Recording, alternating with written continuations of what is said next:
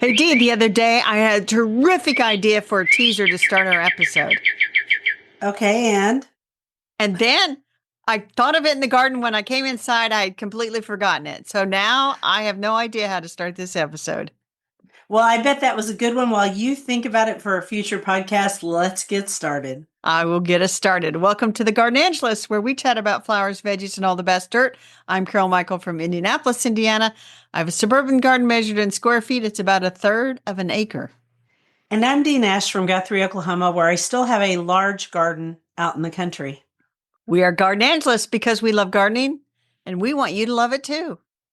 Yes, we do. And we aren't afraid to tell all of our gardening secrets, the good, the bad, and even the ugly. But let's move on to this week's episode. Good morning, Dee. The sun is finally shining in Oklahoma. In spite of our loss to the Indiana, in spite of the Thunder's loss to the Indiana Pacers last night, the sun still came up. I was not going to mention basketball, the I NBA don't finals. care. We are probably the only two podcasters based in Indianapolis and Oklahoma City area. So, yeah. But you didn't watch it, did you?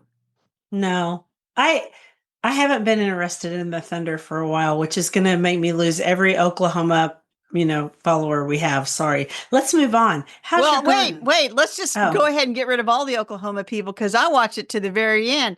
And guess what? The only time the Pacers led was at was the the very very end. yeah, it was at the very end. 1 point. I did get up this morning and ask what the score was, and I did check on the scores during the game. But Bill and I haven't followed it since the original Uh-huh. Sure, players, and sure. just not I our haven't thing. I haven't followed it as closely as I once did. I've had to get reacquainted with the players. But anyway, let's talk about gardening. That's more exciting. Yeah, I'm not interested in basketball. So that'll be our basketball thing. We're going to move on. All right. So what did you do in your garden?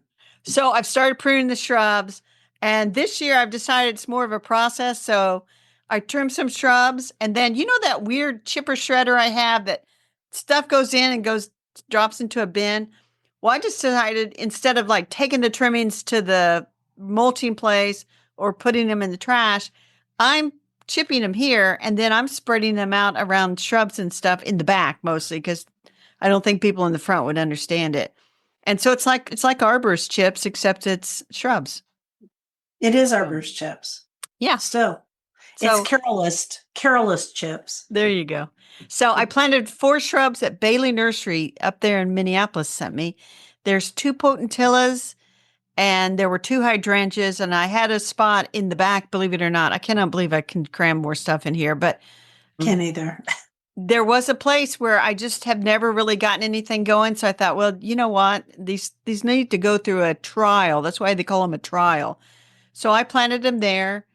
I found and bought another variety of thyme. So now I have 10 varieties of thyme. My goal is 12. And Okay. they're in the vegetable garden, which now that part of the vegetable garden cathedral is called the Herbal Retreat House. So, and then when I was down at Menards, as one is, Yes. you got to get a little of this, a little of that, a little something to fix something. They had clematis for $4.99. And I I needed wish we had a one. Menards in Oklahoma. I really do. Well, they're in little quart pots and they don't look great, but they don't look bad. And they were in a little They're 4.99 pot. $4.99. Well, and I needed a pink one for the pink garden because one of them died. And I just decided to get this one. And then I was looking them up because they don't say what color they are on the tag. And they had one called Nobel Prize or something like that. Or Like Mr. Nobel. Noble. Yeah. I don't know why I said Noble. Nobel. Noble. No, it's not. I don't remember. It could be noble, but I don't. Anyway, go ahead. And it was blue. And then I thought, you know what? I need 3 of those and I'm going to put them in front. These roses that I have that I'm not all that hepped on, they kind of get, Mhm. they don't bloom much. I thought, why not just plant a clematis by them and let that clematis grow up around that rose? Perfectly acceptable in Carol's It's messy garden.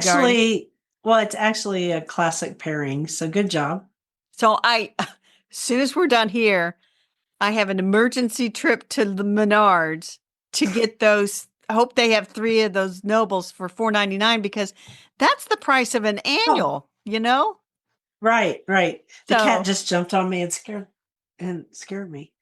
so And he has his anyway, bad habit of missing his spot, and then he claws you by accident Oh, so I because wrote a he's a couple of, baby. okay. I wrote a couple of blog posts. I've watered, I fertilized, I mowed. And what have you done this week, Dee? What have you to show for Um, yourself? Mostly this week it rained. I mean, it rained and it rained and it rained. It rained again last night. In fact, it rained and there was a tornado nearby. I slept through the whole thing. Well, you know what? I don't want to bring up basketball again because it might be a sore point with people that they I lost at the already last know. I second. already know. They got diverted the first night. Is that what you're going to Yes, they say? had to go to Yeah. Tulsa because the weather was so Yeah. bad in OKC. I'm like, that's not a very nice welcome. Well, it is the thunder. So there you Yeah. go. Anyway, mostly it rained here, but in between the rain showers, I went out there and weeded, mulched, weeded some more. It is so muddy out there in that one garden bed that has clay underneath my amended for years soil. I was Right? out there pulling that terrible aster I hate so much. I started to literally sink into the ground. That's how Oh muddy it my. is. I was like, good Lord, this needs to stop for a while. And then I did do a tick reel that's a PSA, which went viral, which is nice. Yes. And because I want to get the word out about what you need to wear in the garden. And I then, saw it. yeah, it did okay. And I didn't even think it was that good, but several people in my community reached out and said that was really good. So that's nice to know. Harvested the peas some more, and I pulled up some of my lettuce that had bolted, and some of it's still good because I planted it different times and Mm-hmm. different varieties of lettuce. One of the lettuces, and I don't know the name of it, but it was one that was sent to us as a All American selection. Was it That lettuce, Bauer? yes, it was. It was Bauer. That Bauer. Yeah, that lettuce was extremely slow to grow, but here's the good news. It still tastes good Good. and it not bolting. It's not bolting at all. So, all good things. Yeah, I did pick a few more peas, and I think the strawberries are about done, and my lettuce is bolting too. So let's play favorites. Let's do.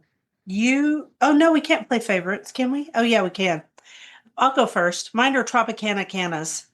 I love Tropicana canas. I've always loved them since they came out. And I'm talking about the original one that has green and orange leaves with the orange bloom. There's also Tropicana Gold, Tropicana Black, and there might be another Tropicana too. And I love them because when the sun shines through them, there's nothing prettier. They look great with coleus. I'm looking at it right now and it's blooming. And so I'll have to get a picture of it for the newsletter. But it's just a great, beautiful plant. There's just one thing to remember, at least in my state. I'm sure cannas don't overwinter in your state, do they They do at all? not. They do not So overwinter well in the ground. in Oklahoma in zone 7, they do overwinter really well, except Tropicana. It's right in the name. That's a tropical canna, not a subtropical canna, which makes all the difference. Oh, So it don't does. expect them to overwinter, but they are really, really beautiful and they're showy, which I love. How Yeah, about you? I saw a lady at Home Depot. She had a big Tropicana type canna in her cart. Beautiful orange flowers. My favorite, I'm going with that straw foxglove that's out in my vegetable garden cathedral. Not the vegetable, it's in the Ploppers It's in field. Plupper's Field. Yes. And it self sows. It's Digitalis lutea. And it's sort of Hmm. it looks the color of straw or, pale, pale yellow. I wish it was purple, and I probably should weed some of it out, but it makes such a nice display that I just let it go. And it looks I nice. would, you know me, I would let it go because that's how I am. Yeah. So I have a question about it. Do you have a picture of it? Because I don't think I've ever seen that I digitalis. do, and I'll put it in the newsletter. Cool. I can't wait to see it. Okay, question of the week. This is from San Isidore Flower Farm, and she's actually one of my clients, and she's up by Tulsa in the Tulsa area. And so this is what she said, because I did a little video of my pots on Instagram on my story. And she said, I have planted many of the same plants you have, but they are not growing or filling out at all. Are you fertilizing on a regular basis? All of the pots have fresh Happy Frog potting soil. She's talking about hers. I am perplexed. Okay, so I should have let you read that. Do you want me to answer it or do you want Yeah. to answer it? No, you All right. answer it. So I explained to her that I fertilize my pots each week on Sundays with a bloom heavy liquid fertilizer. And that means it has lots of potassium in it. And I do that on purpose. And then you can do organic or conventional. Because I was telling her, because I assumed that she wanted organic because Happy Frog potting soil is organic. And yes, it comes with bat guano in it and some other great stuff. And it's a really good start for your plants, like most potting soils are, whether they're conventional or organic. But there's so much water that goes through those pots that they lose a lot of their fertilizer. So that's why I fertilize them every week. And I started doing that, oh, I don't know, a few years ago. And I noticed that my pots were a lot better and just they handle things better. So you can do organic or conventional fertilizers. There's some really good organic ones on the market, and I sent her some links. But conventional is stronger, so you'll get a faster response, but Right. organic is great too. What do So you think? I think that is an excellent answer. I try to fertilize on Fridays. Last week I did it on Saturday. It could end up that Saturday becomes the day. I don't know. But yeah, every week, every 6, 7, 8, 9 days, we Yeah, should provide. If you had some links for her, we should put some of those in our newsletter. Some of our I'll be listeners glad to. might be interested in those links as well. One more thing about that. I have not fertilized this. It'll be 2 weeks this time, but it was raining so much that I saw no reason to fertilize because it'll just go through the pot. Right. Okay, I'm going to do a quote. We're going to talk about our flower topic while you get that cat. Listen, that's on video. Dee, we're on video. Get back in your chair. I can't get the cat and get back in my chair. I'm going to go put him outside. Okay, you put him outside and Oh, gosh. All right, I'm back. You go ahead and okay. do the quote. Okay. The power of finding beauty in the humblest things makes home happy and life lovely. Louisa May Alcott. True fact. So this week's flower, it is true.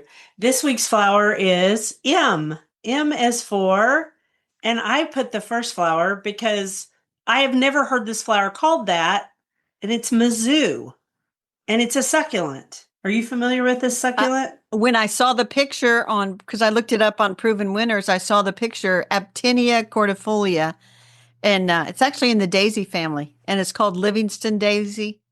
Yeah, but it's kind of a succulent. Yeah. And I've used it for years in pots off and on. Mizzou is the cultivar name. So people kept saying for my pots down in the end of the garden, they kept Right. saying, hey, you need to put Mizzou in there. And I was like, I have no idea what you people are talking about. So somebody finally sent me a link. And then I went, oh, that plant. I'll be honest, I never even knew what its name was. I just knew it was a plant we used in pots for hot I am terrible spices. I'm terrible with succulent plant names. I just don't really, never really, they're trendy now, but they weren't a big thing when I was learning plant names back in the day. So Yeah, people just grew them and nobody really thought about it. Okay, and then you brought up Monarda, which is bee Right. balm. Right. And it's an easy perennial, I think. It's a member of the mint Very. family. Big, usually pinkish, messy looking, they look like Phyllis Diller hair. Yeah, they do. They look like Phyllis Diller. Bees love them. Bees love Yep, them. they do. And that I have one, and this is, I should have looked it up, but I do have one out there, and it may have been a trial plant that is shorter because most of the time they can be upwards of 2 feet tall, kind of a Yeah, they sure can. mid part of the border.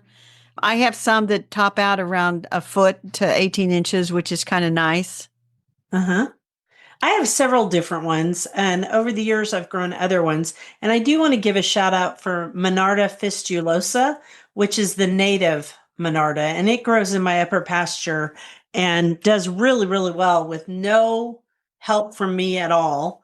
And but yeah, I hear people don't like Monarda because it is definitely a spreader, whatever Monarda we're talking about, because they all are spreaders. I haven't Right. dealt with one that isn't. I mean, they are a mint and they have Mm-hmm. square stems, which is your first clue. Yeah, we could have done this whole episode on mint, but We could have, but we didn't. So you can totally pull them up. I don't find them easy, hard to easy pull up. They're peasy. so easy. So I have one. It might be Jacob Klein that's out in my garden. Yeah. I don't know. Jacob Klein is an oldie. It's a classic, I think, when he Oldie comes but to a Monarda. goodie.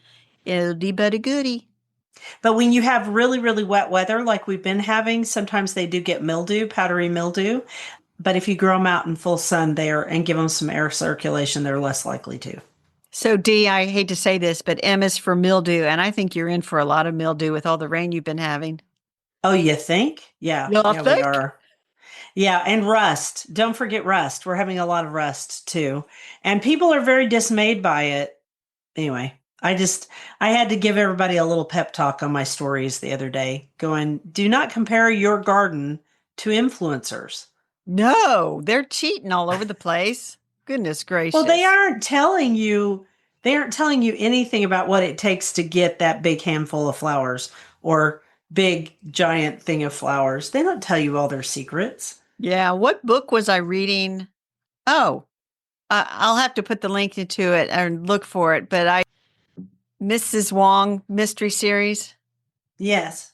Well, the second book is, and I'll have to look up the title because it's on my Goodreads. She gets involved with some influencers, and all their secrets are coming out about how, like, the one influencer, she has one little section of her apartment where she can record, and the rest is a total disaster. All kinds of Right. stuff. But anyway, Right. So just don't compare. Comparison is the thief of joy. exactly. Yeah, so just take that for what it's worth. Enjoy the pictures, the pretty pictures. And then I follow the accounts where they actually tell you how they achieve certain results. Right, right, So next one up is marigolds, which we're not talking about calendula, we're talking about marigolds, tagetes right. or To tagetes. jetties. And there's different types. There's African, which are those big bounteous ones that I like Yep. so much. And there's French. So the big ones are Tagetes erecta. The French are Tagetes petula, like petulant. And my favorite, the signet marigolds, Tagetes tenuifolia. That's my favorite. Easy plants to grow from seed. Yes, occasionally they get spider mites, but just spray them off really good with a really hard stream of water, and that'll solve that. Yeah, people are a little bit surprised unless you buy marigolds like at the greenhouse in flats, and she does sell flats of marigolds, and I always kind of like sniff. So easy to start from seed. Who would buy a flat of those? But if she Right. had a flat of signet marigolds, I'd buy that and so fast. And I did start some. I had saved seeds from last year, and I started, and I got quite a few. And so I planted them in the vegetable garden. I planted some out by the mailbox. They'll take a while to get going, but then they'll be beautiful. I have some planted out in my Vaco pots next to my tomatoes. And then I also planted some of the African ones in my cut flower bed because people don't think about it, but those big, tall, long stemmed African marigolds look really great in bouquets and they make great cut flowers. Right. So, Now, some people plus, are you know what? Deer don't like to eat them. So no, there's that because too. I was just going to say some people are put off by the scent of marigold. It does not bother me. I don't think it's a bad I smell. think it's kind of pretty. Yeah, but it does, animals don't like it to eat. And Yay. a lot of people plant marigolds because they think it's keeping away all kinds of other pests. I think that's a little bit of a wives' tale, but It is. I would just go ahead with it. If you're going to do it for that reason, you want to pick the ones that are super smelly. And I don't know how you figure that out ahead of I don't time. So either. just grow what you like to grow and let it go. That's So the right. last one you mentioned was morning glories. Oh my goodness. You wrote, oh, do be careful planting morning glories. Yes, especially Grandpa Otts. Grandpa Otts is one of the most miserable yet beautiful morning glories there is. I am still pulling up, seedlings from 25 years ago. My youngest sister planted morning glories and, the beautiful climbing up on railings and everything. And then it's like, how do I get rid of these? They're everywhere. And I'm like, you You just have to don't. keep pulling them. Just pull them. They're easy to pull, but they have so many seeds. So many And seeds. you're never And going I to not no. have seeds drop. You just aren't. You're just not. There's no way you can keep from it. But they look great on an arbor. They Uh huh. really do. And they will fill an arbor even on the worst, hottest summer. So this just made me think as I was going through all of these plants that we mentioned should be grown in full sun. Yes, we have only listed full sun things here. Is that okay, So Dee? that's okay with me. I have a lot of sun. I have a yard full of sun. I'm reminded when I think of morning glories of the book Gardening on Main Street by Buckner Hollingsworth. Hmm. And her house was the way she describes it, and I think I've seen from pictures, it's literally like feet from the sidewalk. But she had a big arbor at her front door, which she planted with morning glories, and it was a showstopper and brought people to the door to find out, who didn't know, what is that flower? I have to have that. Well, So and heavenly blue morning glories are about the most beautiful thing I've ever seen. yeah, And they there are are. and there are double ones. There's just all different kinds that you can grow. But anyway, all Be right. careful. So yeah, be careful. Just know that you're going to have them forever. Shall I do the next quote? Yeah, because we could go off on a lot of other M's like magnolias and maples and monsteras, but we will stop there because nobody has all day to listen to us. No, they don't. The old things, faded aprons, worn recipe cards, cast iron pans, they hold the kind of stories you can't buy new. Thomas Neeland. True that. And I'm That a is bit true. embarrassed because I have a cast iron bean pot that was my grandmother's. Uh-huh. It sits out on my patio and is a complete rusted mess. It's more of a garden ornament, but I always think, that was grandma's. That's okay. She doesn't care. All No, right, she's deceased. vegetables. She is deceased, but I meant in heaven she doesn't care. So mesclun. Yes, I looked up some information on it. It's basically a mix of different kinds of lettuce and other greens that you plant, and then I usually harvest them when they're fairly young. Some people might call these spring greens. Yeah, they're greens and they're all kinds of things. And they're all different kinds of mixes. And it became really, really popular, I don't know, 30 years ago, maybe. And it has Go back remained a little so. further. If you're listening to Even further? Wikipedia, it says the 70s, which I would like to think was 30 Oh, years ago, but the mm, 70s, 50 years ago, D, 50 years ago. in Okay, France. and then In France. yeah, which actually you found on from the spruce that it's really translated from the Portuguese verb mesclar, which means to mix thoroughly. Yeah. Interesting.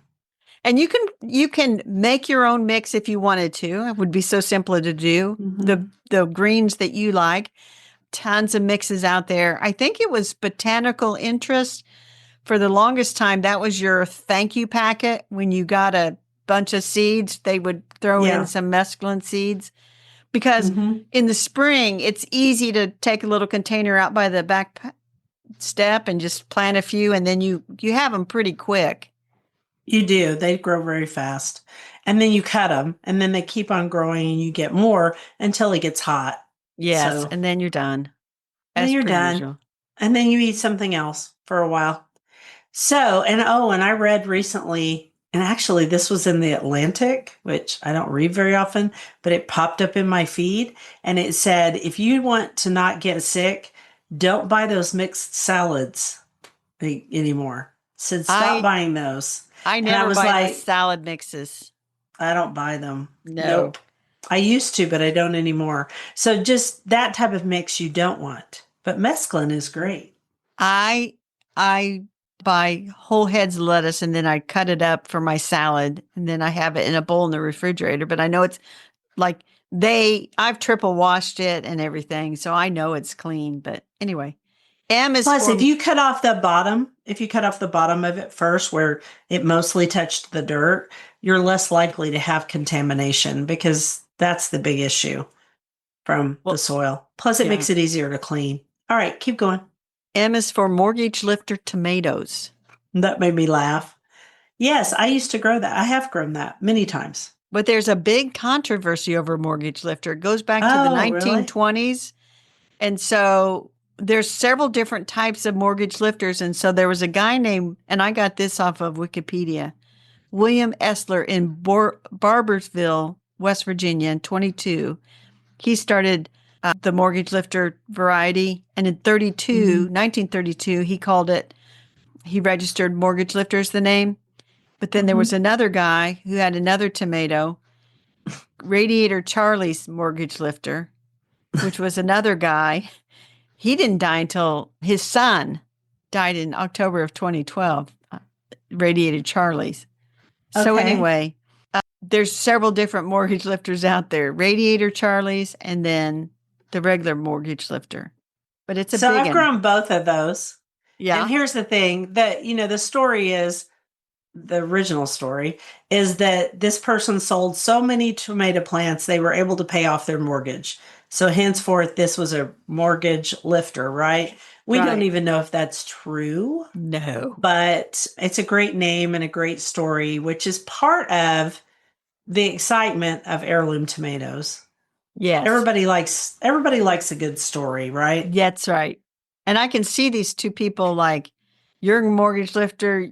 You can't use that name because I use that name. And Hmm. anyway, It's like the Rutgers tomato, in that article we read about, will the real Rutgers please stand up? I mean, right. it does happen. Seeds do change, especially if you open pollinate them. All right, Exactly. so it's supposed to have a mild, sweet flavor. I can attest to that. I'll be honest, in my climate, it doesn't grow very well, either one of them. I will attest that it's been a long time since I tried to grow mortgage lifter. It's just a big if you want a big old fashioned tomato, get it. Yeah, and there's plenty of big old-fashioned tomatoes out there. There is. There's thousands of tomato varieties. But let's move on to another thing where there are at least hundreds of, and that's melons. M is for Melons. melons. So many different kinds of melons. They require a good compost heavy soil. They, here in my world, they have a long growing season. So they're pretty easy to grow. And yes, they're affected by all the different creatures that eat all squash and melons, but they don't seem to be as bad here as, like, say, if you were trying to grow summer squash. They are easier to grow. But I have a funny story about melons. Tell me about how they do in your world, because you So have a my shorter world, season. well, we do have a shorter season and they do need a long growing season. And so the problem with a long growing season like that is so much can happen before it finally gets to maturity. We Sure. do have a big melon growing area. It's in southwestern Indiana, where they grow things like the Decker melon near Decker, Indiana. And so there's some. Which is a watermelon, right? No, it's a cantaloupe. It's a cantaloupe, which we are the only place in the world that calls it a cantaloupe. Other places they're called another Musk name. melons. Hmm. So we are known for Rush Spring watermelons, which are down in the south part of, I think it's southeast part of the state. Bill and I went to their watermelon festival once. I grow cantaloupes better than anything else, if I'm going to grow I them. I have grown an heirloom variety of cantaloupe several years ago. And I discovered it and I cannot think of the name of it. And I should have looked it up because it was from the 1920s. And I thought, oh, you know what? This is one that my dad and my grandparents would have grown down on their farm. And so it was Hmm. a smaller melon. So it was more of a personal size. You get some of those are really big. And it's like, I like melon okay, but you get one that's really big and it's like, that's a You lot of can't eat melon. it all, No. right? And my husband loves cantaloupes, but they kind of upset his stomach. So I grew one year called ambrosia, which is a Uh huh. burpee variety. It did not upset his stomach, and he loves that. It was very sweet. It was a good one. You want to hear my funny story about melons now? Yeah, I do. Are you sure? Let me drink so I have liquid in my mouth so I can spew it out. It's not that funny. Mm. Okay, so one year I grew the three sisters down in this lower garden, and back when it was a vegetable garden instead of a flower garden. Wait And a I minute. got The three sisters are corn, beans, and squash. Now go on. or melons. Or melons. Yeah, they do both. So I grew corn, I grew beans, and I grew cantaloupe. And I got pregnant. And so I was really, really sick with that pregnancy. I just had really bad morning sickness, which lasted all day. And so the only thing that did well were the cantaloupe, Huh. because everything else, I didn't have time to hoe around the corn and all that kind of stuff. Someone just rang my doorbell. I will be right back. Just a Okay, I'm second. going to hit the pause button. Okay. And we are back. And I And will we are not have to back. do a bunch of Sorry, editing. everybody. That's okay. Nobody ever rings the doorbell out here. So the story is that I was trying to get my earphones to work again. All right. The story is I was pregnant. I was very sick. They were the only thing that worked. And boy, did they work. I probably had 32 melons out there. I mean, Not I had 30 melons, listeners or 40, 32. 32. I had melons everywhere. I was also a young gardener and probably planted way too many seeds. And I Yeah. would go out there and the whole entire world smelled of cantaloupe, which nauseated me. So, anyway, it was the summer of the melons. And I actually told that story on what Brooke grows because Brooke is pregnant right now. She's on Instagram. She's Uh-huh. an influencer who actually tells the truth. And she right now can just barely go out there and garden. So she was sharing about how bad her garden looked. Oh, my garden looked that bad too. And I shared that story about it made me want to barf to even go out there. And I would just come Oh, back with melon after melon. And I was just like, anyway, abundance. So that's the end of that story. Sorry I had to interrupt it. that's okay. Are we ready to go on to our bookshelf? Yep, we All are. right, I'll do the quote. Books have given me a magic portal to connect with people of the past and the present. I know I shall never feel lonely or powerless again. Lisa Boo. Cool. What a great story, It right? is. Did you bring On the the book in? bookshelf. I sure did. I sure did. In the Garden with Jane Austen by Kim Wilson. This came out in 2011. And Yes. you brought it up last week because it's the anniversary of something. What is it the anniversary Jane of? Austen's 250th anniversary of her birth is in December. So it is all things Jane Austen this year in It is. up And to it's it. also the anniversary of the Pride and Prejudice movie, the newer one. And so, yes, it's everything's Jane Austen, which is like how I like my world to be. Yeah, and I subscribe to a Substack from a woman she calls herself Jane Austen's niece. She's many generations removed, but her father actually grew up in Chawton House where Jane's brother lived. Oh, wow. Yeah, And and Jane lived so for a while. and she lived and this niece lived there for a while before they all got kicked out as it I think it became a public building or a museum type building. So her Substack is mostly about writing and social media advice, believe it or not. But every once in a while but she always dips into Jane Austen. But this book is really lovely. It's kind of compares to our other book about Jane Austen, which was the Gardens of Jane Austen was really about all the plants. This is really about all the gardens. And Dee is showing us a picture. Of Blenheim Palace. I've been there. I've been to Blenheim Palace. And it is extraordinary. And the gardens are extraordinary too. So it says this book strolls through the sorts of gardens that Jane Austen would have known and visited: the gardens of the great estates, Blenheim Palace, cottage gardens, gardens in town, and public gardens and parks. Some of the gardens she owned or knew existed still in some form today. So Hmm. it highlights Austen's House Museum in Chawton, for example. And if you're interested in Georgian and Regency gardens, this is definitely a book you'd want to get.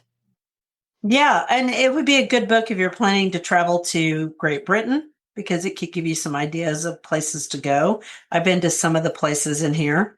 And it could also be a great gift book for the person who loves Jane Austen in your life. Right. Now, we should Um, say it's from 2011. So I don't know. I know you can't get it on bookshop.org, but I think you may be able to get new copies still on Amazon, or you mhm. may be able to definitely you can find good used copies, as they say.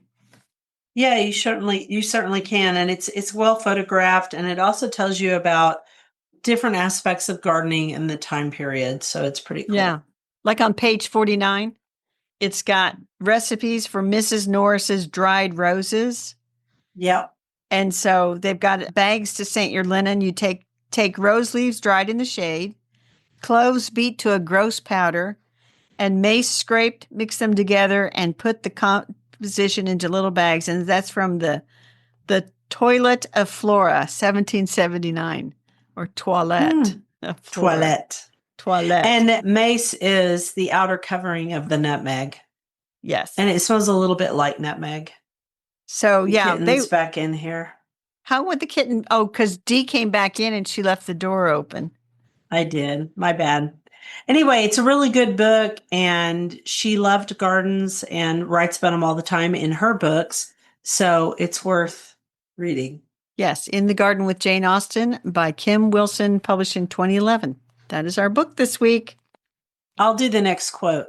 The glory of friendship is not the outstretched hand, not the kindly smile, nor the joy of companionship. It is the spiritual inspiration that comes to one when you discover that someone else believes in you and is willing to trust you with friendship. That's Ralph Waldo Emerson in our dirt this week. You So found our dirt. yeah, and it relates to last week, and I mentioned it last week. It is the lady on the Greek island who is 90, and in her name, I'm not going to pronounce it right, but we'll just say Yaya Anna, and she lives on the blue zone island of Ikara in Greece.